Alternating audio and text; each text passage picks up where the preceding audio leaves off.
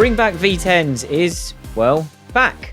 And for this special episode, we've dropped 2 cylinders to look back on F1's V8 era from 2006 to 2013. Over our first 2 series, we've received plenty of requests to talk about the era that followed our beloved V10s. So as a festive treat this December, we've bowed to your wishes. Joining me, Glenn Freeman, to take your questions on an era when the engines didn't sound quite as good as before, but there was plenty of drama on and off track, are 2 men who were in the thick of it covering F1 at the time, Mark Hughes and Edd Straw. Now Mark, I can't imagine you missed many races between 2006 and 2013. Do you think this was an interesting and eventful period in F1's history? Yeah, and I didn't miss any races, actually. This year is the first that I've missed rounds since 2000. But yeah, I think the V8 era was a fascinating one. It was particularly interesting for me in the first year of it, despite the loss of 20% capacity in a couple of cylinders. These cars were almost as fast straight away as the V10s around a lap. They were much faster on corner entry and braking, and we entered the era still with the tyre war raging, but about to come to an end, and we saw the end of the Schumacher era and what looked like the beginning of the Alonso one, only for that to be supplanted by Hamilton and subsequently Vettel. We saw the Ferrari McLaren duopoly that had prevailed for a while, overpowered, and a new hierarchy established. We saw Jenson Button's career finally coming good, which it looked for a long time like it wasn't going to, really. We saw double diffusers, exhaust blowing, 3 very different eras in the tyre war, with the tyre war, then the Bridgestones and the Pirellis, with different styles of racing associated with each. Yeah, it was a very varied time. Quite fascinating, I think. What do you reckon, Ed? Were our listeners right to push for us to switch eras, even if it's only for a one-off? Well, I do have tremendous enthusiasm for the usual Bring Back V10s era. I'm all for this, and I'm looking forward to more one-offs in the future. So I'm thinking bring back 1.5 litre turbos, bring back matcha V12s, or maybe even bring back ridiculous 20-something litre aero engines if we want to go back to the early days. So yeah, I think it's great. And as Mark's already told the whole story of the V8 era in his initial answer, I presume we've pretty much told the story now. Yeah, that's the end of the podcast. Mark summed it up perfectly. So, all right. Yeah. Excellent. Thanks for coming, everyone, and we'll see you in a few weeks for Series 3. It won't be long before we are back on the V10 trail, like Fernando Alonso disturbing everyone's debriefs and interviews over the Abu Dhabi Grand Prix weekend out in his 2005 Renault. Series 3 will begin on January the 7th, and we might even let slip what our first topic is at the end of this episode. Thank you to everyone who's listened to the show so far, and for those of you who get in touch and ask us questions using the hashtag BringBackV10s on Twitter. As you can imagine, that feed lit up thanks to Alonso's exploits in his old Renault, and I did notice a fair few familiar names who I'm sure were deliberately using that hashtag, so thanks for that, and rest assured we did notice. Feel free to leave us a 5-star podcast review if you enjoy the show, and it's also been great to see that since Series 2 finished, how many of you have gone back and listened to our earlier episodes in the feed to get your fix. But for now, let's get on with the V8 era and look at it in some more depth. For this episode, we asked readers of our website, therace.com, to submit questions. And as usual, we had more than we'll be able to get through today, but we will do our best. It's no surprise that a few subjects cropped up more than once, so we'll start with one of those because it's an absolute belter. Now, Mark, Kieran Kennedy name-checked you when asking us to talk about the McLaren spy scandal of 2007. JD said we have to talk about the Hungarian Grand Prix controversy that year between Lewis Hamilton and Fernando Alonso, and JV Ramos also asked about that weekend. He's interested to hear your perspective as he followed the story through the Spanish media at the time, so he would like to know more about the context of what went on and why Ron Dennis appeared to be so rude to Alonso's physio after the qualifying session.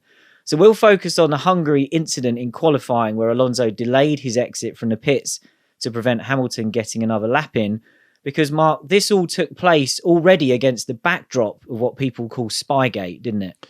Yes, and not only Spygate, but also the incredible internal tension at McLaren resulting from Ron Dennis having partnered the rookie Hamilton with his newly signed double champion Alonso. And Alonso's resultant paranoia and his feeling that Dennis didn't give him what he'd been promised, which was a number 1 status to go unencumbered for the title. And when Spygate then unfolded later in the year, Alonso was already at war with Dennis. So that was the extremely combustible environment into which Hamilton threw not just a match but a grenade in the early part of Q3 in Hungary by going against the team plan of running as the second car in the fuel burn-off phase. With the two halves of the garage were essentially competing against each other for the world title, Hamilton and his engineer tricked themselves an advantage in qualifying by being lighter. So Alonso retaliated with his infamous blocking of Hamilton in the pit lane, and then civil war broke out. Dennis was obviously furious, and he admonished them both separately. And this just angered Alonso even more. He wasn't prepared to be admonished. He reiterated that he shouldn't need to be even fighting Hamilton, that Dennis should call Hamilton off and honour what he felt were promises made when he'd signed. So if Dennis didn't, Alonso threatened to use information on his laptop relating to the espionage case, which was already up and running by then. And he had some Ferrari weight distribution and tyre pressure data supplied secondhand from Mike Coughlin, the McLaren designer. He subsequently withdrew that threat to Dennis about half an hour later after he'd cooled down a bit, perhaps realised he'd gone too far, but Dennis by then had already contacted Max Mosley, the FIA president, to inform him of the new information about how far the Ferrari info had spread into the organisation. As to why Dennis was rude to Alonso's physio, there were stories about the physio having been counting down Alonso in the pit lane so as to get out in time for his own lap, but to block Hamilton's. I don't think it was that. He was just demanding that the physio, who was Alonso's confidant in the camp, and no one at McLaren was, he was very sort of isolated within there. He wanted him to come down with him to the collecting area in order to calm Alonso down, while he, Dennis, planned to do the same with Hamilton, but it didn't happen that way. The drivers pretty much blanked each other, and Alonso then blanked Dennis too. Yeah, that was a great image. What was going on in Parc Fermé. There were great TV pictures and photos where you can't always see atmosphere in visuals, but you definitely could that day. Now, John Turner wants to hear more about the story of Williams' victory in the 2012 Spanish Grand Prix with Pastor Maldonado and the fire in the team's garage afterwards. So, Ed, Maldonado's subsequent career and Williams' fluctuating fortunes, even during this era, mean that this often goes down as a fluky win. Do you think that's fair? I think it probably depends on your definition of a fluke, doesn't it? Because you look at the elements. Maldonado was always a driver who had it in him to do something like this, but he needed one of these once-in-a-millennia star alignments for it to happen. And a big part of that astronomical feat was him being absolutely on it that weekend and not making mistakes, which was rare. But throughout his career, even before Formula One, he was a driver capable of these magic performances. So that was one element of it. And the fact that Maldonado was in the zone and driving so well on a weekend when the opportunity presented itself, there's an element of luck in that, but it wasn't unearned, shall we say, in that regard. Remember too, the Williams was a very quick car that year, had a lot of very strong qualifying positions. Maldonado put it third in a few other races, top six qualifying performances here and there, had a fine drive in the Abu Dhabi Grand Prix, for example, only finished fifth, but lost his Kers in that race, having qualified third. So Maldonado was strong, but the overall Williams results weren't great because he was a bit all over the shop, and Bruno Senna in the other car, good driver, sadly couldn't really do it in qualifying, which always meant he was up against it. So you've got a strong car, one that definitely deserved to be finishing far higher in the Constructors' Championship than the 8th place they got.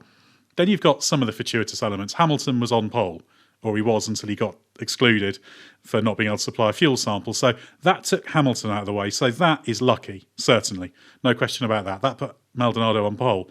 But I remember before the race, we were all thinking, oh, how will Maldonado respond to this? You know, if he's out, if he stays out in front, he'll probably be fine. But Alonso obviously managed to get ahead, and then Maldonado executes a good race to pass him. So there are a lot of things aligning, and as well the fact that this was in the peak tyre lottery period, and Williams really got on top of the tyres that weekend. They did spend a lot of time trying to get on top of them there, but there's still a little joke. I've heard a few times Williams personnel from the time joking about the Spain set of tyres.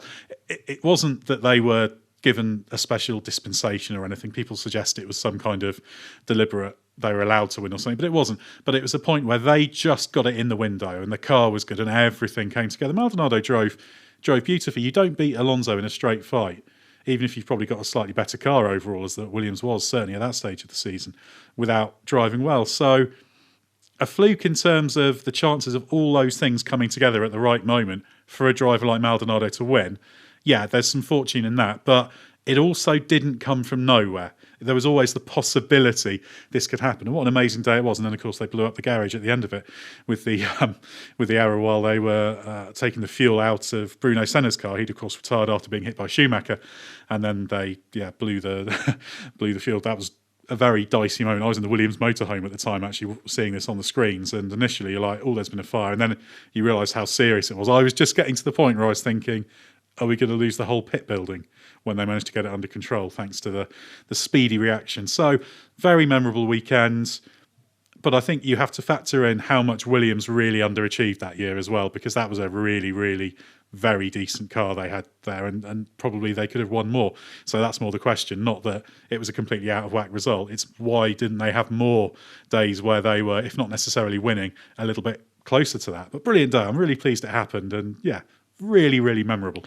Also, I think the very next race after that, Monaco, where Maldonado was always really, really quick throughout his career, they were really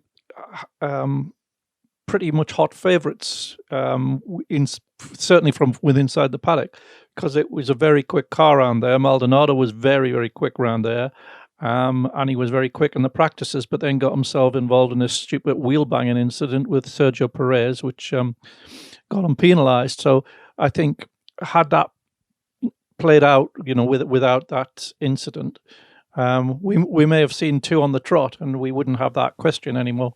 That's textbook Maldonado, isn't it? That just illustrates the point. Yeah, he could do great things in Monaco. That wasn't his worst moment in Monaco. Sadly, that was obviously the famous, not particularly pleasant incident with the marshal there in his junior career. But yeah, Maldonado had that dash of magic about him, and constantly Williams were scratching their heads about how to get the best out of him, and they never really did. Ansi Rulamo, who regularly gets in touch with the show, has a question about Mark Webber. He says, I've been wondering about the 2010 season and how close Webber was to becoming a world champion. Do you think Vettel's career trajectory would have been different if Webber had won the title in 2010 instead of him? Would he have still been Red Bull's clear team leader in the years that followed? To me, it seems like Vettel rose to another level in 2011, though it might just be his natural development as a driver. So, Mark, Webber came so close in 2010. Do you think if he'd got the job done, it would have changed anything about what happened at Red Bull over the years that followed? I actually don't. I think it would have been great to see Mark win a title, but he dropped it in career, really. He actually lost it mathematically at the final round, but he really lost the impetus in career when he crashed out chasing Seb, trying to keep closer than he needed to be, really. So it was a very similar error to the one that Alonso made in Fuji in 2007. Actually, he was chasing Hamilton on that occasion in the wet and just lost it, just like Webber did in Korea. So yeah, that's where he really lost it. It was that. Would it have made any difference? I don't think so. I think Seb, even if Mark had won that title, Seb was still the real focus of the team and very much who they saw as its future. He was 11 years younger than Mark, or still is. And besides, the blown diffuser cars that were coming played to Seb's strengths far more than Mark's. In that 2010 season, they were having a little bit of difficulty early season with the diffuser. And when it wasn't working well, it was just like a conventional car. Mark was very often faster. But as soon as they got it working, Seb would always be quicker. So it wasn't that. I don't think there was any feeling that Mark could become the focus of the team through sheer performance. It wasn't ever of that order. It was just who was ahead in the points table for that particular year. The impetus within the team was always mainly around Vettel, and that came from the Austrian side of the operation rather than the Milton Keynes side, who just ran it as a race team. And I think really, in some ways, that dynamic brought out the best in Mark, actually, because it made him feel that there was an injustice and he needed to prove them wrong. And that's when we saw some of his best performances, I think. That's just reminded me that we didn't actually get a question about Multi-21, which I thought would be the first one on the list. But let's move on, because Rob Lloyd has a question about the controversial finish to the 2008 Belgian Grand Prix, where Lewis Hamilton lost the win because of the way he cut the track at the bus stop when battling Kimi Raikkonen, dropped behind him and then instantly repassed him. This was a brilliant battle for the win, with rain starting to fall, and Raikkonen famously crashed out, meaning that Hamilton's post-race penalty handed victory to Felipe Massa instead. But Ed, Rob's question is, was there a subconscious bias towards Ferrari here? And would the same punishments be applied under today's rules? Well, subconscious bias is very, very difficult to detect and to prove. So who knows, maybe. It was a very different time in Formula One. There were more political forces at play, shall we say. And this was still not long after the whole Spygate thing. So, yeah, who knows on that. But the interesting thing was, the question there is, would the same punishment be applied under today's rules? And I think it could be, because if you watch what happened, Hamilton had cut the chicane coming onto the start-finish straight, and doing so getting ahead of Raikkonen. He realised he did that. He lifted off, then he got back on the throttle and passed Raikkonen into the source. Now, if you look at the footage, certainly he was closer to Raikkonen than he would have been had he gone probably conventionally through the chicane and therefore able to make the pass. Really, he should have waited, because there's no doubt he'd have got ahead. Wasn't much time to go, but I'm sure he would have done. So if you're presented with those bare facts, did he gain an advantage and did he give it all back? Probably not quite. I remember writing at the time that it was one of those ones where common sense really should have applied and you'd rather it was shrugged off. But you always have the problem with the stewards that once it kind of becomes a thing for them to investigate, they have to apply the rules to it. The same thing happened with Vettel's penalty in Canada in 2019 when, he was done for rejoining the track unsafely after grass tracking at the chicane. And I think the stewards would have quite liked just to sort of let him get away with it and say, not quite right, but, it's racing, let's let it slide. But they couldn't, and I think the same thing happened at Spa. There were political forces at play, so maybe that played a part. But when you start looking at the letter of the law, which is why I'm not necessarily a big supporter of there being the letter of the law when it comes to these on-track incidents. Sometimes you need to allow a bit more room for nuance and interpretation. It was a legitimate penalty, if a rather unfortunate one, because it spoiled a fantastic race, and they spent ages before they decided about that penalty. I remember being down in the McLaren motorhome when they finally gave the verdict. So there were some things going on. They certainly knew what was at stake, shall we say, when it came to issuing that penalty. It wasn't a standard one. Subconscious, conscious, who knows? But the bare facts of the case, I don't think it was completely out of line that the penalty was applied, even though I think a lot of people would have preferred it not to have been.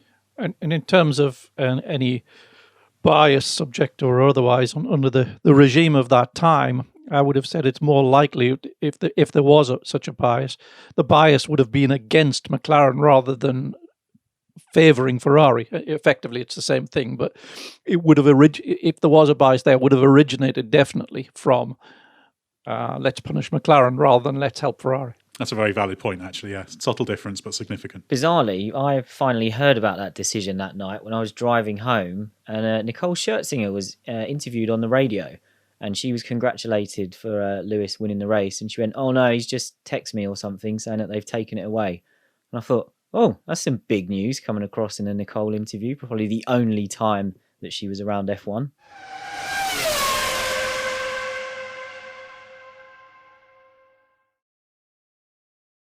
This next question is a good one for you, Mark, as I know you're a big fan of a tyre war in F1.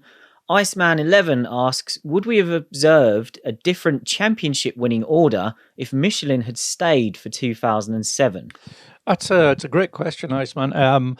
It's fascinating to ponder what the effect on the competitive order would have been if we just, let's assume that Ferrari had stayed with Bridgestone and McLaren had stayed with Michelin.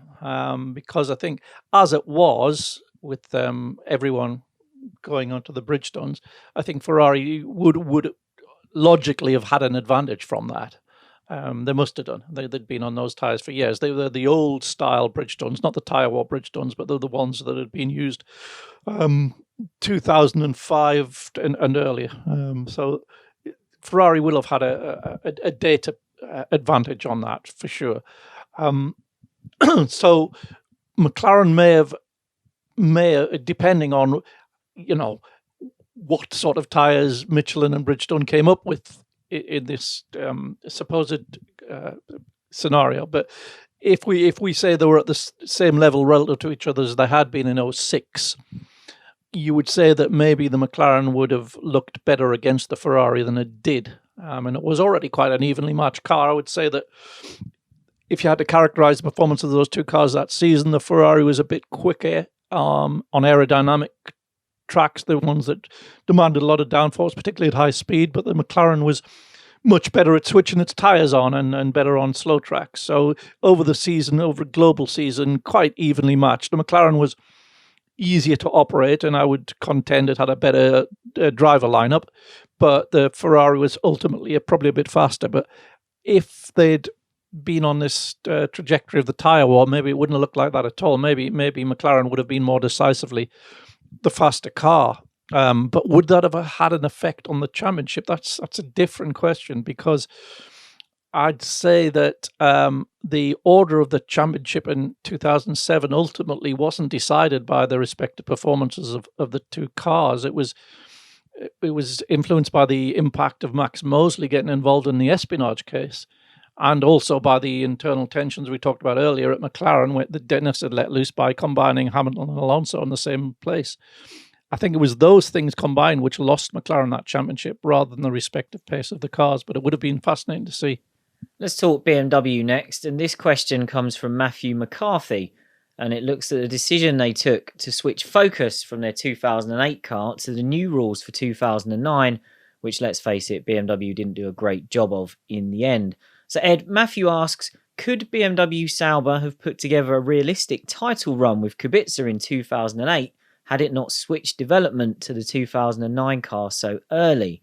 Given the inconsistency of Ferrari and McLaren across the season, could that potential extra performance have made the difference, given Kubica ended up 23 points short? Well, if you ask Robert Kubica that today, he's still irritated about it. He'll give you a very clear answer.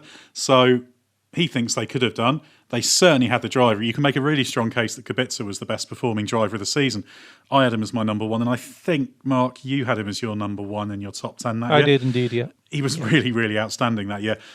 In normal circumstances, you would say no, that the car was never going to be quite good enough. But there were so many drop points that year, particularly as the season went on, and he wasn't that far off even under the old point system in the end. So if they'd really pressed on with development, he'd have been closer, and therefore there would have been a realistic chance. How much extra performance there would have been there, I don't know. But remember, after the French Grand Prix, Kubica was only 2 points off the championship lead, and that was a reasonable way into the season. So it was possible. Of course, the reason they didn't was they wanted to focus on 2009, the new rules.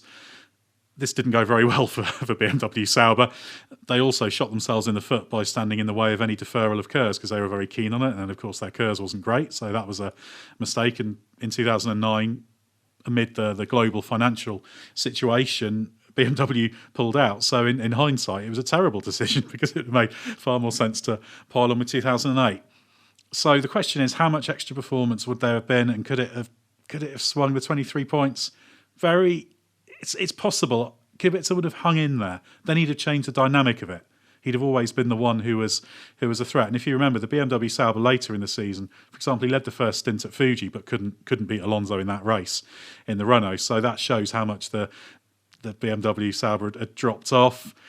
It would have been tough to win, even if they ploughed on with it. And it would have cost them going into 2009 because Ferrari and McLaren both suffered partly because of how ferocious that war was. But he'd have hung in there and had a chance. And that could have changed history. You never know. And if he'd gone into that Brazil finale with still in the hunt, you never know what might have happened. Okay, Massa dominated the race, but having another element in that championship fight would have certainly changed things. And a driver like Kubica, I think if you give him half a sniff of a championship, he's the kind of guy who doesn't necessarily grab it from that position, but he will hang on to that chance for as long as he can. I'd have loved to have seen him had a go. It would have answered the question and at least given him half a chance of a championship that he never had the opportunity to fight for. Yeah, not the most dynamic of thinking from BMW, was it? We've discussed in the past, they were the same with Williams. It was kind of achieve a goal 1 year, move on to the next goal. So a race was won in Canada. That was the job done for 2008 in their eyes. But let's move on to another of our topics that we received multiple questions about. And that's Michael Schumacher's decision to stop at the end of 2006 and what might have happened if he'd stuck around. So Mark, Gav and Phil both ask if Schumacher would have won more titles if he'd stayed on beyond 2006. Yes, probably. I don't think it would have been like the dominance like we saw up to 2004. Ross Brawn had left. Jean Todt was on his way out. Luca de Montezemolo was only offering Michael a place there on terms of, joint status with whoever was alongside. So it wouldn't have been quite the tight organisation that it had been. And I think that would have reduced his competitiveness a little bit. But it's still Michael Schumacher, and it was still the Ferrari was still a force at that time, just from the momentum of that era. But I think the fact that Raikkonen and Massa were there or thereabouts in the title fight in 07. Obviously, Kimi won at 07 and Massa only just lost out in 08. I think that tells me that Michael would have won those titles. He was on a higher level than either of those two. He was in the year before, in 2006, he was a massive half a second faster fuel corrected than Massa. And Massa didn't suddenly find half a second in his third or fourth season of F1. And there was very little difference in overall performance between Massa and Raikkonen during that time together. But I think, Michael would have prevailed, but he would have been pushed mighty hard by Hamilton and Alonso in 07 and by Hamilton in 08. Then with 9 titles, let's suppose he had won those two with 9 titles. Would he have retired or continued? And either way, would he have been there in 2010? I suspect not. He came back because he'd not stopped on his own terms. He'd kind of been squeezed out. So I think that was still niggling at him, and I think that's why he came back.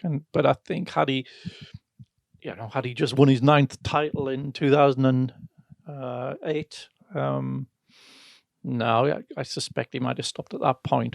Given Lewis Hamilton a slightly bigger target to aim for at the moment as well. Now, it's no surprise we received a variety of questions about the new teams that joined the grid for 2010 and the process that got Lotus / Caterham, Virgin / Manor and HRT onto the grid. So, Ed, you love F1 backmarkers. Dave DPG would like to hear more about the process. And Dan Smith really knows how to get you ticking because he wants to know about USF1's failed plans to get onto the grid and the what could have been of Stefan GP's plans to run Toyota's abandoned 2010 car. Here begins a podcast mini-series by me, I think. But I want to talk about Stefan first, because that's an interesting case. Obviously, this was Zoran Stefanovic, who wanted to run a continuation Toyota team effectively. So he did a deal with Toyota to use their facility, to use their car, the TF110, that, of course, never raced, for the 2010 season. But he sort of decided to do it unilaterally because he never actually had an entry. And the FIA weren't a huge fan of the way he operated, and he sort of tried to force his way in. Now, initially, there wasn't a space because there were 26 cars entered. And, of course, it was very, very easy to say, well, we've got 13 teams, we've got no space for you, do go away. But he sort of kept trying. And, of course, when USF1 finally pulled out, initially for the first 4 races, I think it was, but I think it was very clear to everyone they weren't going to get up and running. He then tried to get that slot and even went to the trouble of going through this facade of having sent a team to the Bahrain Grand Prix, the season opening one, which was apparently a few crates of freight containing supposedly picnic tables and chairs and that kind of thing, basically just some ballast to simulate the impression of doing it. But he had that agreement with Toyota, and they had obviously all the kit and they had a car design, so it's not impossible that it could have worked. But yeah, it just didn't happen. The FIA shut the door on him at every opportunity. As far as I know, those packing crates are still sat somewhere in Bahrain in some storage facility or other. It'd be great to go and track them down one day. Who knows? But yeah, only for you. Oh, that'd be a great mission. I might do that next time I'm in Bahrain. But yeah, in the end, it was clear they couldn't join in 2010, so they ceased working with Toyota. Of course, they did have Mike Coughlin involved at one stage. I'm told that even some years later, there was still a room at Toyota Motorsport in Cologne that was full of all the Stefanovic Grand Prix planning and work and everything that had just been shut and left, and they'd never quite gone back in to clear out. Who knows, maybe that's still there as well as a museum piece. But Stefanovic has continued to float around. He tried to get an entry in the future and wasn't given it because he couldn't show he had the resources to do it. And I think he, again, a few years after that, lodged another entry, but that wasn't taken particularly seriously, and I think he withdrew it. And even a couple of years ago, I think he was talking about reviving this project. So he's nothing if not persistent, but has never quite managed to get the thing off the ground. But it would have been interesting. We've had Kazuki Nakajima in the car. And you're like this, Glenn, because who else was linked to that car? Jacques Villeneuve. Oh, really? Yeah, he was linked to Jacques will drive anything at that stage. Villeneuve was in contention. I think James Rossiter as well was talked about, who's a driver who never made it to a race seat in Formula 1. Good driver. Did a bit of testing. He'd have been quick as well. So interesting to see if that had got off the ground, but it was never really as close as it seemed. If you look back to 2010, February, March time, there were a huge number of stories about it, but yeah, they were never really there. And of course, as I said, they were tied to USF1. USF1's a great story I'd love to talk about, but I thought I'd hand over to friend of the show and someone even better qualified than me to talk about it, Karun Chandhok, of course, who was sort of in contention for a drive there and certainly went over to have a look. So here's what Karun has to say about it. I still remember, Ed, it was the 9th of November 2009 when I got on a plane and went to Charlotte. There's a few things that happened around that time. One was Peter Windsor, who was a good friend of mine and still is, in fact, a good friend of mine, was obviously heavily involved with the project with Ken Anderson. And because Peter was a mate, I felt I at least owed him, the respect to go have a look in person and judge with my own eyes, because there were sort of rumors going back and forth. And obviously, this was a time with all the new teams coming in, but also we had the Indian Grand Prix coming up. So, Bernie was helping me out to try and find a seat in F1. And at the time he said, look, it could be quite useful if you go over there and just have a look and let me know as well. Firsthand, it'll be nice for someone I know and trust to have a firsthand look at what things are like. So I jumped on the plane, went there and spent 3 days with Peter and Ken. And unfortunately, and as much as I said, Peter, is a friend, you could tell quite early on that it didn't really seem to have legs, that it was going to make it to Melbourne. In fact, it was Bahrain back then, 2010, but it just didn't look like it was going to happen. Bearing in mind this was November, they had the CNC shop was busy and then there was some machinery there, but there was no chassis. The drawing office wasn't exactly bustling full of people. Ken, I think I met his son as well, if I'm not mistaken, in the design office. I think he was going to be one of the designers. And, they had some drawings that they'd come up with this design of a transverse gearbox. And I'll never forget looking at coil-over spring dampers as one of their things, which took me aback a little bit, because that isn't something you see really on a modern Grand Prix car. But, they had some theories about how the fact that year refueling was going away, of course, if you remember. So, that was going to be the first year with no refueling. The cars were going to start with 160 kilos. So they had all of these theories of how they wanted to generate some mechanical grip. So, yeah, there were some few left field ideas. I mean, I think the highlight of my trip was spending some time at the Windshare wind tunnel, which I believe is still owned by Gene Haas. But anyway, they were going to have some form of collaboration to work in the wind tunnel, and they were going to split the operation between the US and Europe. And they had all of these sort of ambitious plans of how it was going to work. But I didn't see, 100 people even, let alone the 200 that they would have needed. But I didn't see this big recruitment drive. There were a few people.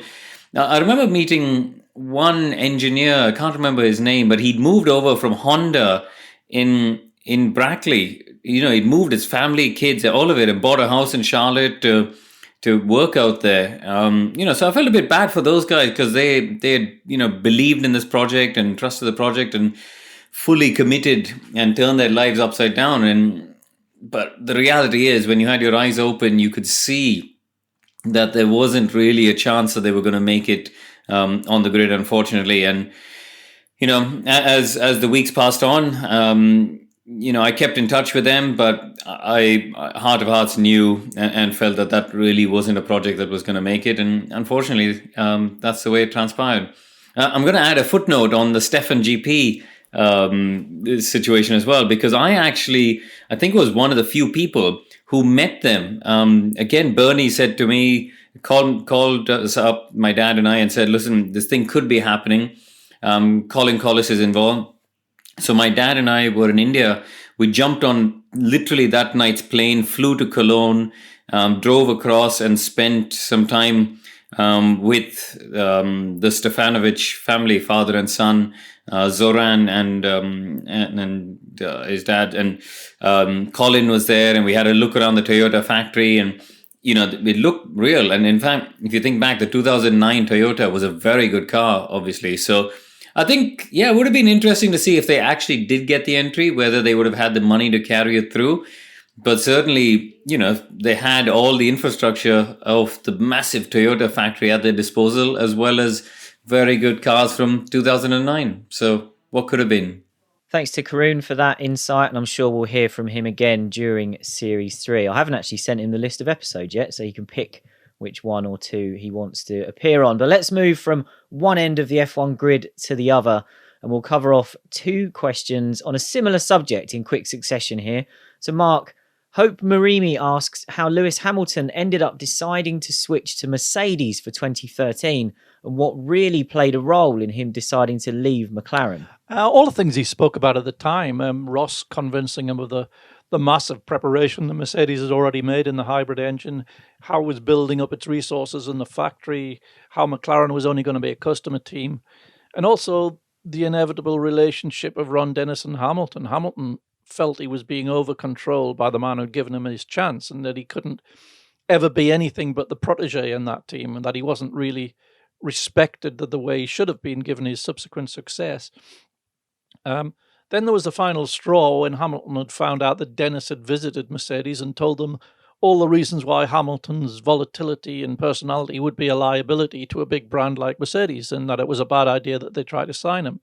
And so Mercedes immediately told Hamilton what had just happened, and that was in the lead up to the Singapore Grand Prix, where he made the decision. So I'm sure that played a big part in it as well, because coming into that weekend, Martin Whitmarsh understood that Hamilton had decided to stay, and then had communicated it as much, but all of a sudden he changed his mind.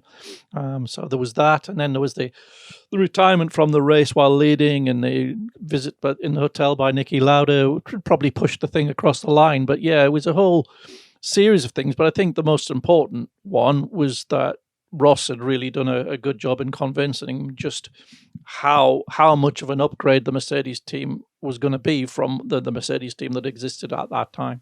We have to remember as well that McLaren was a bit shaky in 2012. They had a very quick car, but operationally and reliability was questionable. Singapore was just one case where Hamilton didn't get the result he probably felt deserved. I think it was a bit of a gearbox casing mould that hadn't been cleaned out that came loose and got meshed up in something and led to the retirement. So I think everybody looks back as if it was a completely ridiculous decision, but there was some writing on the wall and some reason why you might not have total faith in McLaren as well. So all these things kind of aggregated together and made it, I thought at the time, and I think I wrote this at the time, it's a decision that makes a lot of sense, not without risk, but yeah, Mercedes had a great plan, didn't they? And what's followed after has shown how good it was. Yeah, I don't think anyone could have known quite how good that plan was going to be, and it certainly wasn't a sure thing, but there was logic to it. But let's follow up on what happened to McLaren after Lewis left. And Mark, Tuner Overlord asks, what was at the root of McLaren getting it so wrong in 2013? As we've mentioned there, arguably the fastest car in the field for 2012, and then such a poor 2013 where there was even talk of them going back to the 2012 car. So what did they get wrong? It was the final year of that formula, and everyone else was pretty much keeping their existing concepts and focusing on 2014 rather than 2013. And McLaren believed that this offered an opportunity to be aggressive in 13 with an all-new concept based around pull rod front suspension that had push rod up to this time, and totally reconfiguring the aerodynamics around a pull rod front suspension. And in isolation, all the bits of the package looked really good in simulation, but they just didn't join up, and the simulation was wrong. And then the car was way too critical at low ride heights and had to be run in a very tame ride height to prevent stalling, and very tame rake. And also the suspension had to be held in a very narrow aero platform, making the ride horrible, so it was slow over the curbs. And yes, there was talk of returning the 2012 car. Ron Dennis was pushing for that, but he was no longer running the team. He was in a higher overall role. And Martin Whitmarsh went with the engineers. He believed it was important for his engineers to be given the chance to make it come good, make their design come good. And they'd assured him that they could, and it turned out that they couldn't. So, that was just pretty much a season thrown away for no good reason. Do either of you think that they should have dusted off the 2012 car and just got that back out, got the known quantity back on the track? In hindsight, yeah, absolutely, they should have done early in the season. But I can completely understand the reasoning why Martin would have preferred to back his men. One of the most unfortunate moments of this era was, of course, Felipe Massa's accident in qualifying for the 2009 Hungarian Grand Prix. And it's no surprise that we received a few questions about the effect that had on Massa's career when he returned the following season. So Darian asks, could Massa have won a race in 2009 if he'd stuck around, given Kimi Raikkonen took a win for Ferrari at Spa? And would Massa have had more confidence and been more on par with Fernando Alonso from 2010 without the accident? And Gustavo Machado also asks if Massa could have put up more of a fight against Alonso without the effects of the accident. So Ed, what do you think? Was Massa the same driver when he came back for the start of 2010? It's a very interesting question. Incidentally, I don't think he'd have won a race in 2009 because it was only Raikkonen's brilliance at Spa that allowed him to nick a win there. Just wanted to tick that one off. At the time, I very strongly felt he wasn't the same driver. I've had a number of conversations with Massa about this. I've got a lot of time for Felipe Massa, really, really good guy.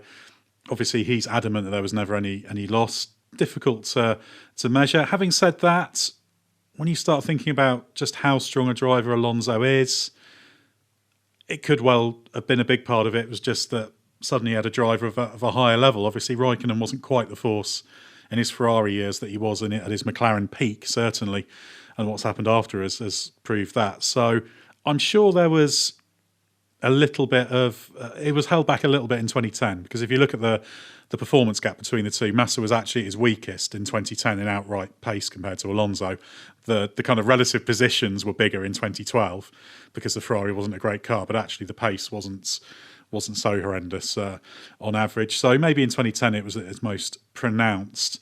But also Massa was a driver who, to make it work, he needed kind of a certain set of conditions. I think the way that the cars and the tyres worked at that sort of peak he had at Ferrari in 2007, 2008 as well, worked quite well for him when he seemed to just deal with that kind of inherent understeer those Bridgestones had, particularly in 08, and carry good speed through the corner.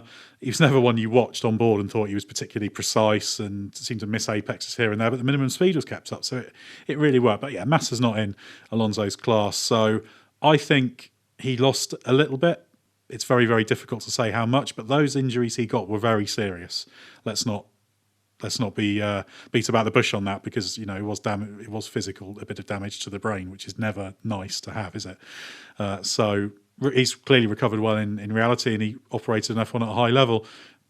But even Massa at his absolute best in Formula One is going to lose out to Fernando Alonso at Ferrari. Ultimately, that's a simple fact. So yeah, not quite the same driver. However, I don't think he went from absolutely awesome to terrible. I think he went from sort of very, very, very good when the conditions were right to sort of very good, should we say? And he couldn't live with Alonso. The thing that I always thought was a crying shame, though, was not letting him win in Germany in 2010. I get the reason why Ferrari did it, but I think it was a year to the day since his accident, and the whole Fernando is faster than you. Such cruelty to deny him that that victory. And I'll always remember the press conference after that with Alonso being barraged with questions in the Hockenheim press room. That was very tense and enjoyable. But yeah, that's where I see Massa. Simply at the heart of it, he is not as good as Fernando Alonso, and there's no disgrace in that. Not many are. Yeah, I'd largely concur with that, Ed. I think it probably took about a year from him coming back before he was operating at his previous level, but I think he got there or thereabouts eventually. And I think that was a fairly accurate reflection of where he was at relative to Alonso.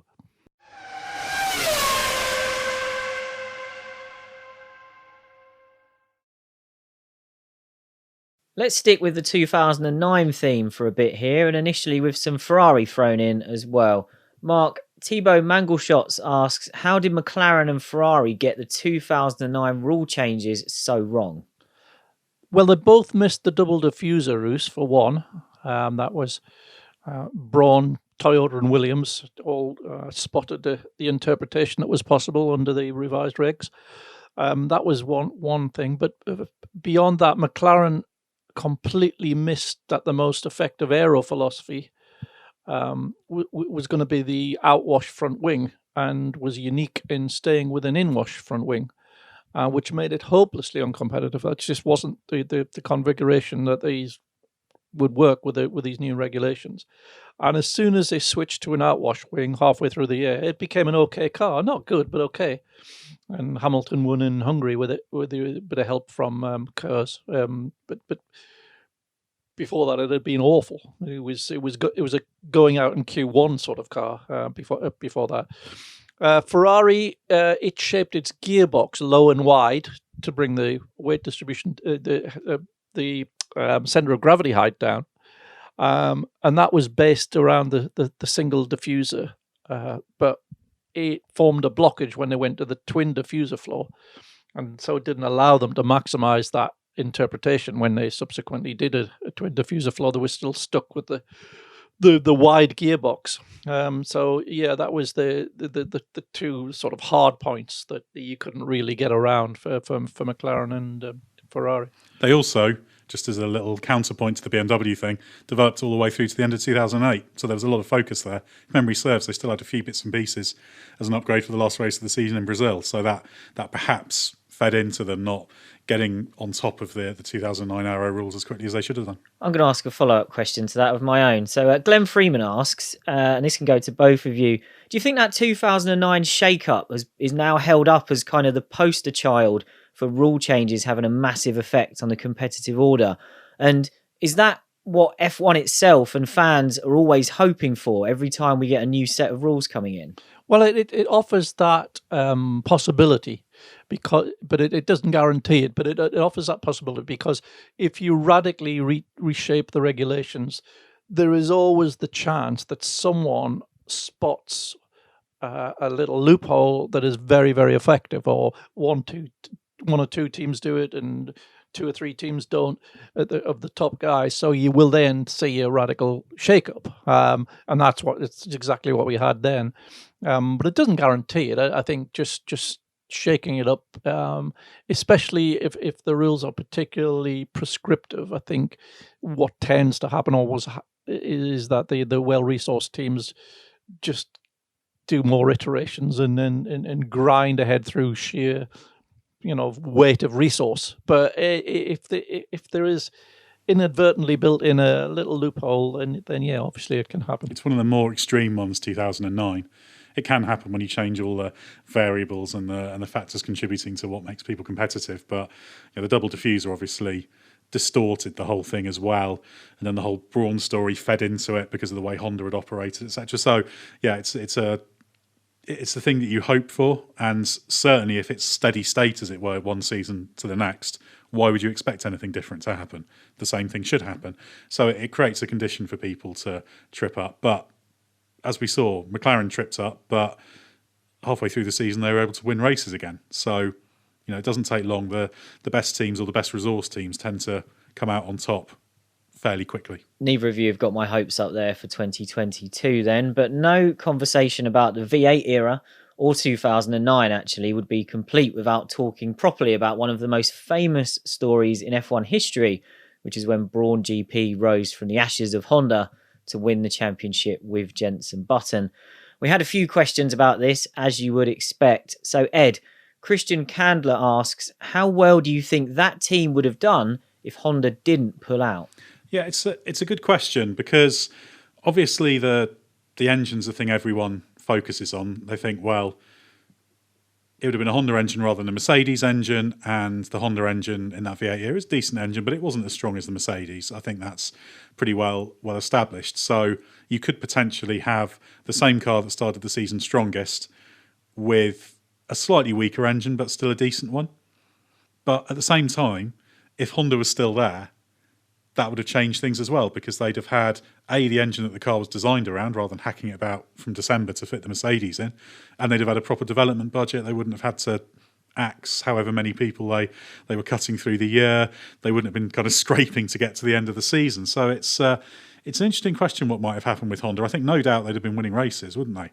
And you'd have to suggest perhaps it would have been possible to have fought for the championship. But it also, most interesting, would have changed the political landscape as well. Because again, we come down to stewards' decisions and political considerations. Double diffuser, that rule interpretation about what constitutes a hole and what isn't, because that's what it was about.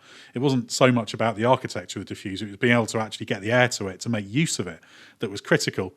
Might that have gone differently if it was gargantuan Honda rather than plucky independent Brawn?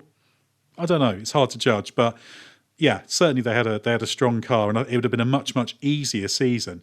And also, that team probably wouldn't have then had the subsequent slump that it had. Obviously, we're getting into a very different branch of history here, because that Brawn team was brought by Mercedes. But if it carries on as Honda, who knows? Maybe they could build on that year and not have the hangover that they had from the Brawn period that made it harder for Mercedes. So, yeah, it's a really, really interesting one. No question they're winning races. That's certainly true. And probably the benefits of having the Honda budget and everything would have meant they could have been a proper title contender. So, yeah, I just wonder how the whole political thing would have panned out. It's an interesting question.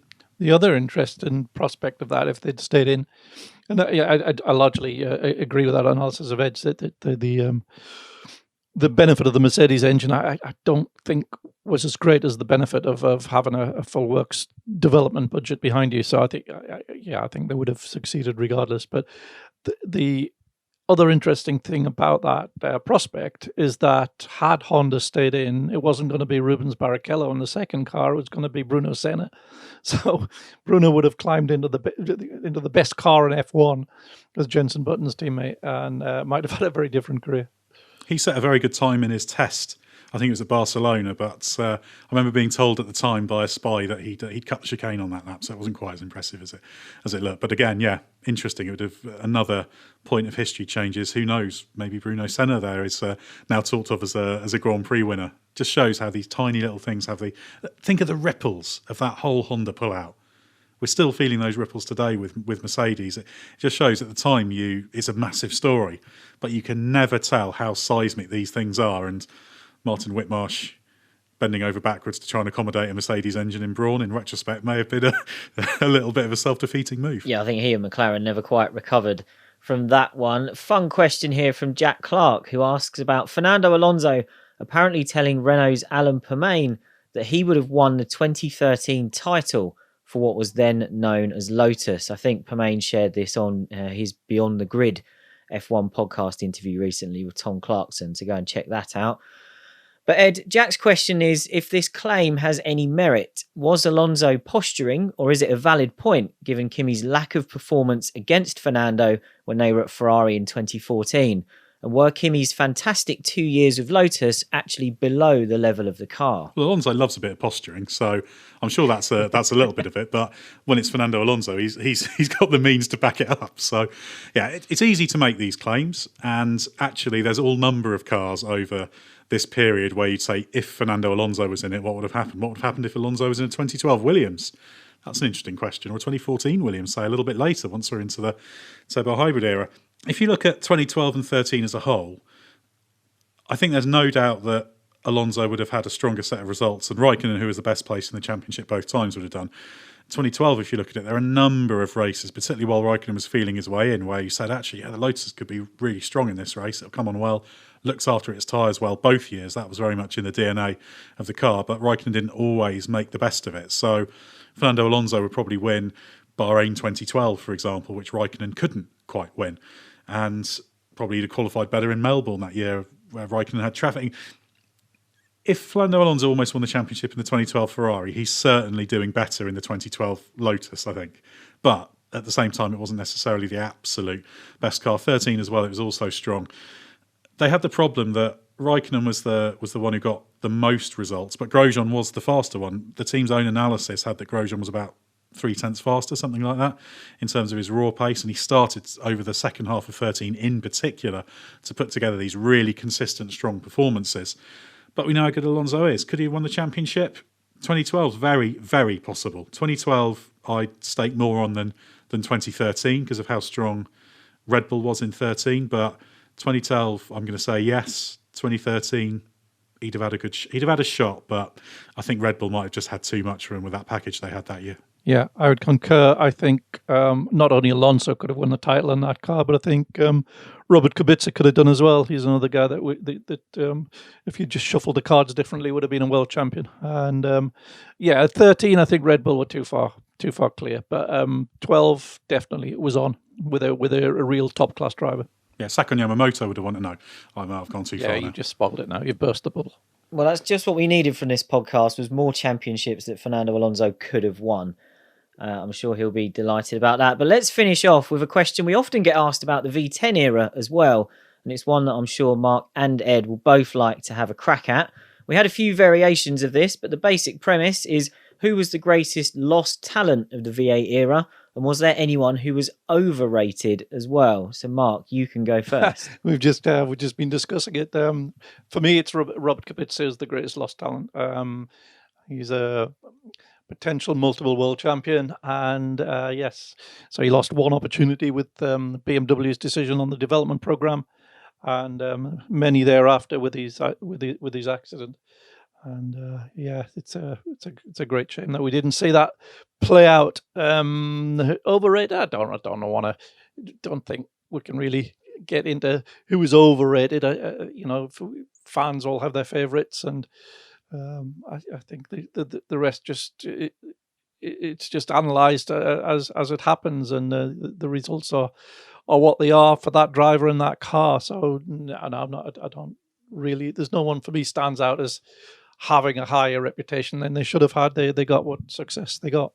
What do you think, Ed? Are you going to be more forthright than that, or do you think Mark's called it right? Certainly on the overrated side. You can't agree with him on both. You can't both say Kubica and nobody. Well, I'm 100% agreeing with Robert Kubica. Absolutely endorse everything Mark said about him. Wonderful driver. I can never forget watching him in the Renault at Monaco in 2010. Just looked absolutely spectacular watching him trackside. Brilliant. He's stunning at Suzuka. Just a fantastic driver. And it's such a shame we never saw that fully realised in a championship contending car. Just a real shame. So yeah, I'm endorsing that. I thought a little bit more about drivers who didn't get a shot in F1. So I don't think there are any kind of world champions, shall we say, but I was thinking Gary Paffett sprung to mind. Great shout. I don't think he's going to be world champion, but did lots of testing for McLaren. A good, quick driver who could have had a Grand Prix career. Similar sort of driver, Jamie Green, another one that springs to mind. He was a McLaren All Sport BRDC award winner. I was at those evaluation tests. He was very, very impressive. Obviously, he's had a long, almost interminable DTM career. He's had almost the most boring, successful career you could possibly have. And I mean that as a positive because he's done really well for himself, but it's all just DTM pretty much.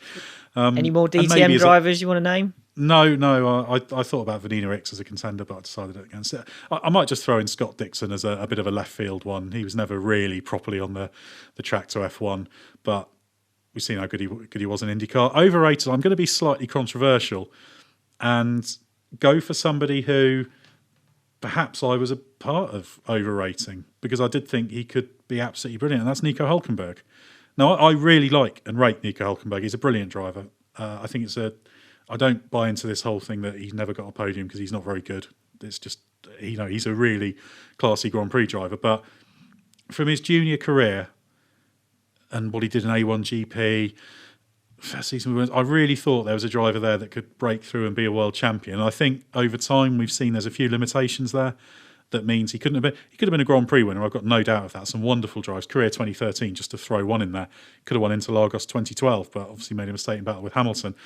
Overrated, and Hülkenberg, it's a little bit of a harsh thing to attach to him, but it more reflects the fact that I thought he could be a proper superstar, and he was merely a very good Grand Prix driver. No disgrace in that, but yeah, I'm going to say ultimately history showed he, certainly by me, he was maybe a little bit overrated because there were just some weaknesses there that meant he couldn't quite get it together, which I know will surprise people given how positive I generally am about Nico Hülkenberg, and he is a wonderful driver, just not quite as wonderful as maybe he could have been. Yeah, I'd agree with that, and I probably played a part in that as well because I covered a lot of his junior career. He was touted as the next Schumacher for a while, partly because they had the same manager and even had the same logos on his cap. But it is a shame that he's not in F1 at the moment. He's done a great job with his cameo appearances in 2020. One of our commenters suggested Heikki Kovalainen as overrated, and I remember when Kovalainen, I think he beat Michael Schumacher at the Race of Champions, and everyone said, wow, look at this. But I think beating someone inside a stadium around a rally special stage is a bit different to doing the business in Formula One regularly. And he was touted to, he was the favourite for the first season of GP2 in 2005, but didn't quite get it together, lost out to Nico Rosberg, and ultimately got his shot at McLaren, where I think we saw how his level compared to what we now know as a true great, as Lewis Hamilton. To keep the DTM theme going, if there was someone who I wish had a slightly fairer crack at F1, I would say Paul di Resta. I think he deserved longer on the grid, maybe deserved another chance with another team.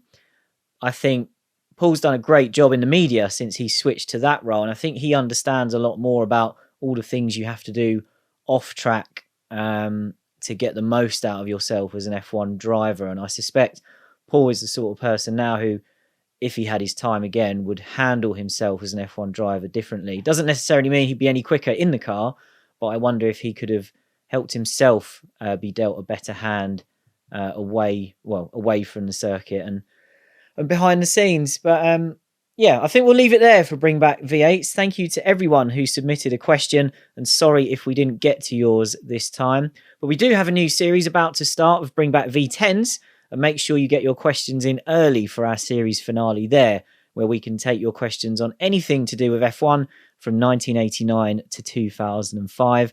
And as usual, you can do that using the hashtag BringBackV10s on Twitter. You can also submit a question by leaving us a 5-star podcast review, and a massive thank you to those who have done that already during our first 2 series. I do make sure we read them all so that none of the questions get missed.